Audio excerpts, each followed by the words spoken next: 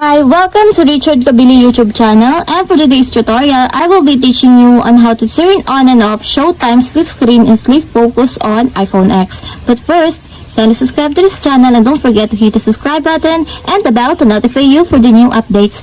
And let's start. Using your iPhone X from your home screen, first go to Settings. Then in the Settings, scroll down and click the Focus. Then in the Focus, choose the Sleep. Then in Sleep Focus, scroll down and go to Customize Screen section, then click the Options.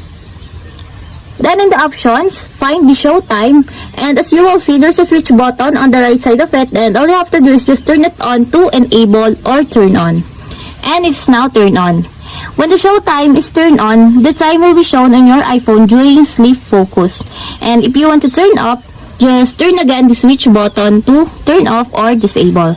And that's it, we have successfully turned on and off Showtime, sleep screen, and sleep focus on iPhone X. If you have a question, kindly comment down below and don't forget to hit the subscribe button and the bell to notify you for the new updates. And thank you for watching!